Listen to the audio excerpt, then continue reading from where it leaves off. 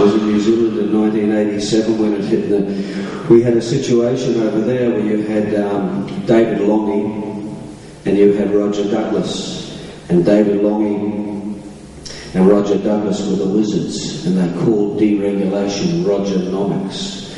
But the reality is the free market only happened in two countries, New Zealand and Australia.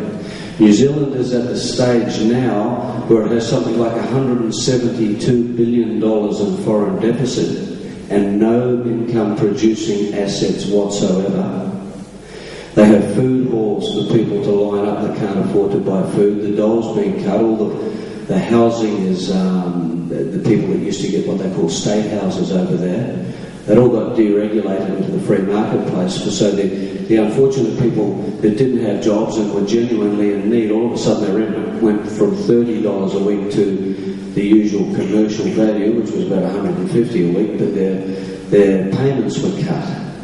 So they couldn't survive. The last thing that New Zealand owned, they just sold, was the roads. And the roads were sold to an American corporation that specialises in jails called Wackenhut. And if you look at this country, at the toll roads in Melbourne, and you look at who the major investor is in the toll roads in Melbourne, where everyone's getting the little transponder for their car now, it's Wackenhut. So we are at a stage presently where we've got this great big party going on. But excuse the terminology, everybody's half-pissed and doesn't really know what the reality is. Now, we're following New Zealand by about 3 years, almost to even the scenario of what's happening. Over there, you had David Longy, he just resigned one day. Just woke up and resigned, got on TV. They said, "Why are you resigning?" And he looked straight into the camera and he went, "Well, the first thing that I'd like to say is that the CIA had very little to do with this." Then he looked down and rubbed his hand down his nose. Then I listened to him giving a speech over here when the GST was coming in on the radio. And they said, "What do you think of the GST?" And he was laughing. He said, "We got forced to bring it in." He said, "We didn't get a say. We don't have that much power." And the guy said to him, the interviewer said, "Well, who did it? Was it the ghost in the machine?" And Longy said, there's about 5 ghosts in the machine. And I was forced to do it, and I resigned because I realised that I was being made to sell my country out. Then Roger Douglas comes in as Prime Minister and continues to sell the country out. A few years later, we have Bob Hawke resigns, and our great economic guru, Mr. Keating, who should be shot for treason, becomes the Prime Minister. It's an exact replicating scenario. And if you look at the two economies, we're following them by 2 years. And at the moment, they're in a tremendous amount of trouble. We're just sliding into it. If it's a mud puddle, we're up to about here, they're up to there. But it can't be stopped, and it isn't. As far as conspiracy goes, I don't think that there's a big mob of people that sit around a table and go, "Let's destroy this country, that country, or the other country." They're just, the amount of money that these people have becomes irrelevant because they create it and they control it. So they use all these different scare tactics to keep us compliant and to keep us worried. And one of the biggest things that they've been using is the fallacies of global warming. The new one that they're starting to throw on the TV now is a meteorite hitting us. Then we've got all the Amazon being chopped down, all those sorts of things. So we have the ecology of the planet. But when you follow back through Greenpeace, and don't get me wrong, I like trees and whales and dolphins and all those things, but Greenpeace was registered in Prague. And so if you begin to look deeper and deeper into all these things, you find that the US, their scare tactic initially was the communists are coming. And they had to have everybody in the US worried about something. The biggest building in Red Square in Russia was built in 1958. It's a branch of the Chase Manhattan Bank. The ruble has never been worth anything outside of Russia ever. And yet the Russians could build guns, bombs, planes, space stations, Every time their grain crops failed, which was with monotonous regularity, the Americans would give them wheat. They'd never directly fought against the Americans, so they had this big curse of communism. And I believe the grand plan was use communism, keep the American people regulated, controlled to a degree. When that began to wear off, we then began to use ecology. So we had this global warming. And there is no evidence anywhere for global warming. But it keeps everybody worried and bothered. Then we couldn't chop the forests down because we had no oxygen. But oxygen doesn't come from trees. It comes out of the ocean. Then we had the CFCs burning holes in the ozone layer. But the Earth is a self-regulating unit. You can only create ozone with sunlight and seawater. Oxygen comes from the sea. But they have the northern and southern lights. You get the long winters in the northern and southern hemisphere. So when you've got the darkness of the winters and the short daylight,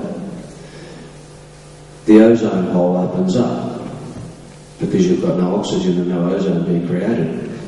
Then when the summer comes, it contracts again, and it always does, and it always will, and it always has for a long, long time. It doesn't mean that we're not polluting things because we are, but a lot of the scare tactic now is ecology and the planet. And there isn't massive shortages of certain animals and dolphins and whales and all that sort of. I think they should be protected, but these things are used once again as control and fear mechanisms. So I'm going to jump around a bit here as I speak, but it all sort of intertwines together.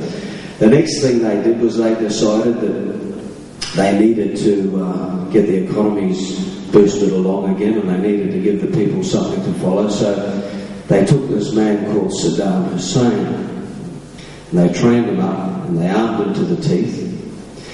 And then a year before Mr. Bush decided that Saddam Hussein wasn't a nice person anymore, they sent Madeleine Albright to Kuwait to tell the Kuwaitis to be careful of Saddam.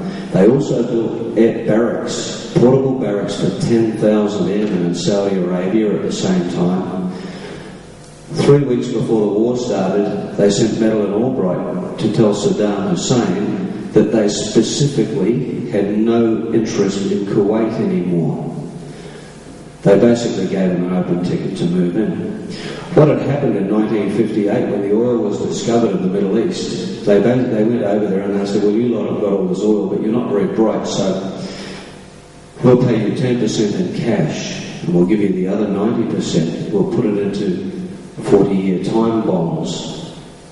So by 1998, the Chase Manhattan Bank was going to have to pay the Kuwaitis thousands of billions of dollars that didn't exist. But they were smart, and on the way through they took all that money, that 90%, and they put it into 12 different holding companies, which were companies registered with the Chase Manhattan Bank. In 1990 they sunk the whole lot. The Kuwaitis were starting to ask for some money. So they said, well, we've sunk them. And I think when the Kuwaitis complained, they sent Saddam in there. They flattened all the oil wells, burned them, set fire to them, and then gave the Kuwaitis a huge bill. And Saddam hasn't anthraxed people and let off little briefcase bombs and that sort of thing since he's really done nothing, but he's had about 5.5 million Kuwaiti women and children starved to death through UN sanctions and what have you. They never found any hideous bugs or whatever, these UN people running around in there looking for his germ warfare. So at the same time, the interesting thing was the wall was coming down in Berlin, and the East and West were being reunited, and communism was becoming more capitalistic, and Russia was becoming our friends. But nobody realised that the greatest oil wells in the world are in Siberia.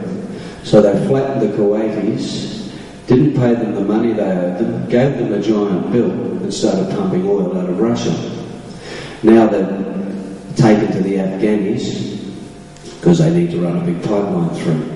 And the Taliban basically, the Taliban 3 years ago, when they got in and overtook Afghanistan, they burned the opium crop. And the opium crop was worth something like $35 billion to Wall Street, and they were told not to do it.